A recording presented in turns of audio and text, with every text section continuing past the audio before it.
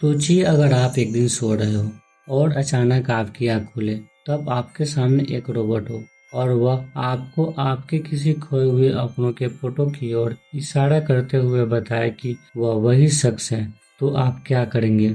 इस कहानी की शुरुआत मिशेल नाम की लड़की से होती है, जिसका भाई एक जीनियस होता है जो उस क्वेश्चन को कुछ ही समय में सॉल्व कर देता है, जिसे सॉल्व करने में आइंस्टाइन को भी 3 दिन लगा होता है। पर मिशेल का भाई उसके माता-पिता के साथ एक कार एक्सीडेंट में मर गया होता है।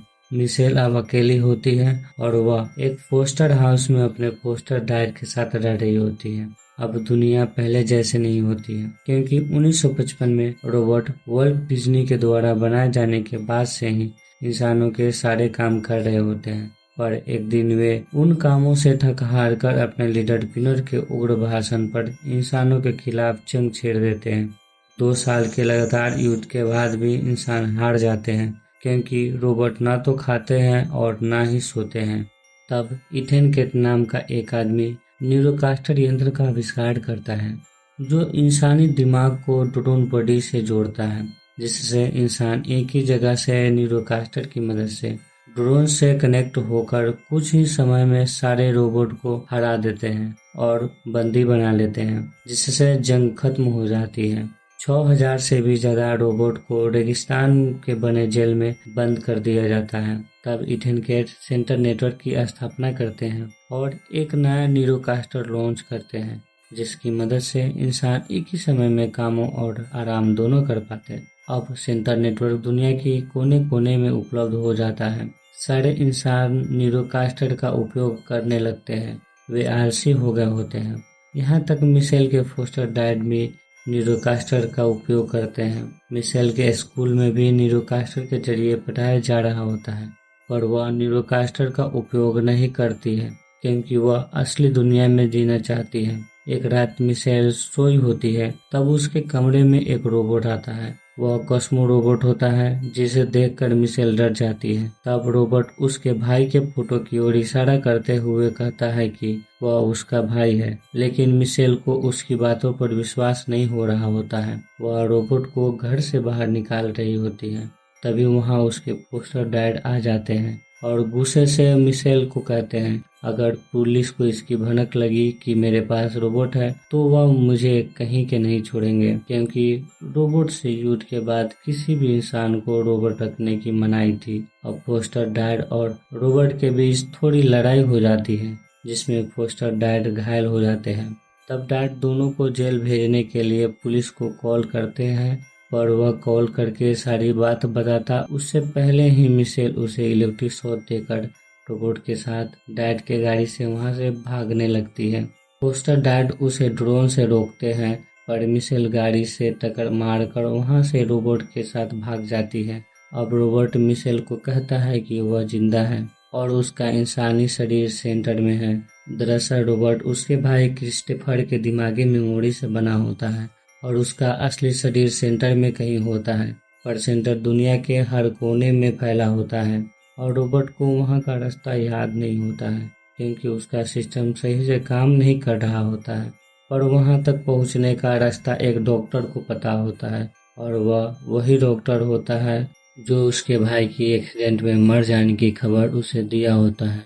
और वह डॉक्टर अभी रोबोट जेल के बीचों बीच बने टेबल टॉप में होता है, पर उस जेल में कोई आ जा नहीं सकता था। तभी मिशेल को गाड़ी के अंदर पार्सल बॉक्स दिखता है, जिसे जेल के अंदर से भेजा गया होता है। तो मिशेल उसके मालिक को ढूंढने जाती है, क्योंकि उस बॉक्स के मालिक को ही जेल के अंदर आने जाने का रास्ता पता होता है। गाड़ी खराब हो जाने के कारण वह ट्रेन से बोट को छुपाते हुए न्यू मैक्सिको जाती है। वहां पर कीट को देखती है, जो एक ट्रक से आया होता है। कीट ही उस पार्सल को जेल से वहां भेजा होता है। उसके पास भी एक बोट होता है, जो जंग के समय उसे मिला होता है और उसकी जान बचाया होता है। तब से वे दोनों एक दूसरे के साथ रह रहे होते हैं। कीट पुरानी कीमती चीजों को कलेक्ट करके रखता है कि अगर दुनिया पहले जैसी हो गई तो उन्हें वह बेचकर काफी पैसे कमाएगा। मिशेल कीट के ट्रक में रोबोट के साथ छिपकर बैठ जाती है और उसके साथ रोबोट जेल पहुंच जाती है, जहां कीट रह रहा होता है। वह वहाँ छुपी होती है, लेकिन किड और हमर उसे देख लेते हैं। मिशेल उसे जेल के अंदर ले जाने के लिए कहती है, तो किड कहता है वहाँ सिर्फ मौत मिलेगी और मिशेल को वापस जाने के लिए कहता है। तभी वहाँ आरडीटीएफ ड्रोन आ जाता है। वह मिशेल को गाड़ी चुराने और बोट को पनाह देने के जुर्म में गिरफ्तार करने आया होता है। वह बोट के बारे में पूछता है तो किड कहता है कि यहाँ कोई बोट नहीं है। तभी हमन उस ड्रोन पर हमला करता है तो ड्रोन किड को अपने सामने करके बच जाता है और बोट पर हमला कर घर को तहस नहस कर देता है। वह दोनों बोट से लड़ रहा होता है, तभी मिशेल उसे गाड़ी से ठोक देती है। सारा बंकर ढहने लगता है। मिशेल, किड और दोनों बोट सहित बचकर वहां से निकल जाते हैं। ड्रोन वहीं दबकर खराब हो जाता है और ऑफलाइन हो जाता है। अब मिशेल किड और हमन को समझाते हुए कहती है कि वह वहां अपने भाई को ढूंढने आई है, जिसके पास जाने का रास्ता सिर्फ डॉक्टर को पता है और वह टेबल टॉप माउंटेन में रह रहा है। अगर उसे अंदर आने का रास्ता पता है तो बाहर जाने का भी पता होगा। तब किड टेबल टॉप जाने के लिए मान जाता है, क्योंकि वहां से बाहर निकलने का दूसरा रास्ता उसे पता नहीं होता है। अब हमन जो काम के हिसाब से अपने बॉडी को चेंज कर सकता है, वह अपने बॉडी को चेंज कर बड़ा हो जाता है और तीनों को एक भान में बैठाकर उस भान को अपने कंधे पर उठाकर डॉक्टर की तलाश में टेबल टॉप माउंटेन की ओर जाता है। कुछ समय बाद वे सब रोबोट के मलबे से होते हुए टेबल टॉप माउंटेन पहुंचती है।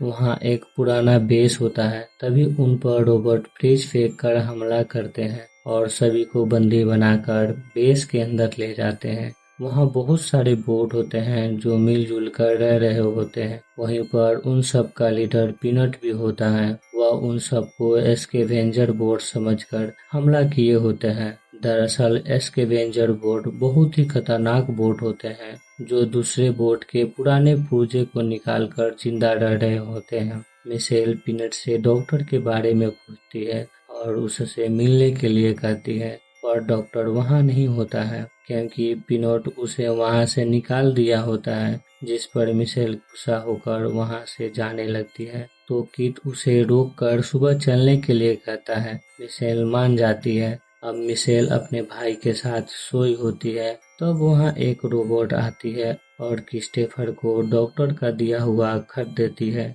जिस पर डॉक्टर का पता लिखा होता है और वह इलाका स्कैवेंजर बोर्ड का होता है। पिनोट मिशेल की मदद करता है। वह अपनी गाड़ी से अपने साथियों के साथ उन सब को लेकर डॉक्टर के पास जाता है। वहां पहुंचते ही एस्केप उन पर हमला कर देते हैं। वे सब बचते हुए एक घर के पास पहुंचते हैं, जो उसी डॉक्टर का होता है। डॉक्टर सभी एस्केप को म्यूजिक बजाकर वहां से भगा देता है और मिशेल, किट और पीनट के साथ सभी को घर के अंदर ले लेता है। मिशेल डॉक्टर से पूछती है कि मेरा भाई कहाँ है। डॉक्टर कहता है वह सियाटल आइसलैंड कैंपस पर है। मिशेल पूछती है उसे वहाँ क्यों ले गए। डॉक्टर कहता है कि उसके आने से पहले लोग पूरी तरह मर रहे थे, हम जंग हार रहे थे। तुम्हारे भाई का दिमाग एक ऐसा चमत्कार था जिससे एस्केप न्यूरोकास्टर को ड्रोन बॉडी के साथ लिंक कर सकता था। अगर ऐसा नहीं करते तो वह मर जाता। फिर 13 महीने बाद क्रिस्टोफर को होश आ गया होता है। तब डॉक्टर स्टेनकेट को उसे डिस्कनेक्ट करने के लिए कहते हैं, तो वह नहीं मानता है और डॉक्टर को मार डालने की धमकी देता है। तब डॉक्टर सेंटर छोड़ने से पहले कॉस्मोबोर्ड के अंदर उसके दिमाग को डाल दिए होते हैं ताकि उसका एक परिवार हो। तभी वहाँ बूचर आ जाता है, जिससे इथन केट क्रिस्टोफर को सेंटर लाने के लिए भेजा होता है, क्योंकि न्यूरोकास्टर सही से काम नहीं कर रहा होता है। उसकी डाटा ट्रांसफर करने की स्पीड स्लो हो रहा होता है। अगर ऐसा ही चलता रहा तो कुछ ही दिनों में सेंटर बंद हो जाएगी। इसलिए एस्केट बूचर के ड्रोन को ठीक करके उसे क्रिस्टोफर को वहां लाने के लिए भेजा होता है। वो दरवाजा तोड़कर अंदर जाता है। सब कोई वहां छुप गया होता है। तभी पिनोट बूचर पर हमला कर देता है। वो बूचर पर भारी पड़ रहा होता है, लेकिन बूचर उसकी टोपी उखाड़कर उसे हरा देता है और वहां से बाहर निकल जाता है। वहां से सभी लोग डॉक्टर के साथ भाग रहे होते हैं। तब वहां ड्रोन आकर उन्हें घेर लेते हैं। तो सारे लोग मिलकर ड्रोन को खत्म कर देते हैं। बूचर मिशेल से क्रिस्टोफर को सौंपने के लिए कहता है। तब डॉक्टर उसके सामने आ जाता है। तभी एस्केट न्यूरोकास्टर के जरिए ड्रोन से वहां आकर डॉक्टर को मार देता है और बूचर से क्रिस्टोफर को सेंटर लाने के लिए कहता है। अब मिशेल और क्रिस्टोफर को ड्रोन घेर लेते हैं और क्रिस्टोफर को लेकर चले जाते हैं। बूचर मिशेल को घर जाने के लिए कहकर सारे ड्रोन के साथ वहां से चला जाता है। इधर पिनोट द्वारा इंसान की मदद किए जाने के कारण समझौता का उल्लंघन हुआ होता है, इसलिए उसके बाकी के रोबोट साथी को जो टेबल टॉप के स्काई ब्लू एसर में थे उन्हें ड्रोन नष्ट कर देता है। वहाँ सारा कुछ नष्ट हो गया होता है जो सभी बोट बनाए होते हैं। उस सबको ड्रोन नष्ट कर बहुत सारे बोट को खत्म कर दिया होता है। डॉक्टर के पास एक पीसी होता है जिसे वह अपना आवाज और अपनी सारी मेमोरी दिया होता है, जिसे वहां से निकलने के लिए सिक्योरिटी कोड पता होता है। अब पीसी की मदद से मिशेल कीट सारे बोट जो हमले में बच गए होते हैं और खराब बड़े रोबोट को भी ठीक करके जेल से गाड़ियों के जरिए बाहर निकल कर सियाटल आइसलैंड जाते हैं, जहां एस्केट सेंटर में होता है। वहीं पर एस्केट क्रिस्टोफर को रखा होता है। वह बहुत ही बुरी हालत में होता है। एस्केट बूचर द्वारा लाए हुए क्रिस्टोफर के बोट को सर्वर से कनेक्ट कर दिया होता है ताकि उसका सर्वर फिर से सही से काम करने लगे। मिशेल कीट सारे बोट के साथ वहां पहुंचते हैं। तब हमन, जो अपना बॉडी चेंज करके 7 फीट का हो गया होता है, वह गाड़ी फेंक कर उन सब पर हमला करता है। उनका ध्यान अपनी तरफ खींचता है। तब मिशेल और पीसी बोट अंदर छुपकर चले जाते हैं। एस्केट हमन को हमला करते देखकर उसे खत्म करने के लिए ड्रोन को भेजता है। सारे ड्रोन हमन को खत्म करने के लिए उसका पीछा करते हैं। हमन उन सभी ड्रोन को लेकर फील्ड में आता है। तब ड्रोन उस पर हमला करने लगता है। हमन और किट भी ड्रोन को मार गिरा रहे होते हैं। एक ड्रोन हमन के बड़े बॉडी को उड़ा देता है, फिर भी हमन बच गया होता है और वह अभी भी बहुत बड़ा होता है। वे मैदान में पहुंचकर सारे बोट को संकेत देते हैं। तब सारे बोट उन ड्रोन पर हमला कर देते हैं। पिनोट के कहने पर सारे बोट उन ड्रोन को मारकर कुचलने लगते हैं। पिनोट भी उन सबको मार गिरा रहा होता है। अपने ड्रोन को खत्म होते हुए देख एस्केट लैब से निकलकर दूसरे कमरे में जाकर न्यूरोकास्टर पहन लेता है और बड़े ड्रोन से कनेक्ट होकर सभी बोट को खत्म करने लगता है। वह बोट को धीरे धीरे खत्म कर रहा होता है। वहीं पर बूचर भी आ जाता है और वह पिनोट को एक ड्रोन से बचाता है। बूचर अब बदल गया होता है क्योंकि एस्केट बहुत बुरा होता है। वो अपनी कंपनी को चलाने के लिए एक बच्चे का इस्तेमाल कर रहा होता है।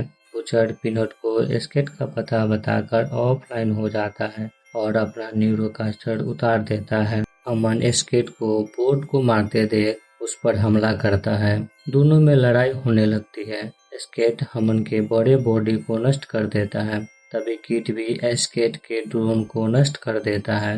हमन भी घायल हो गया होता है, वह भी खत्म हो जाता है।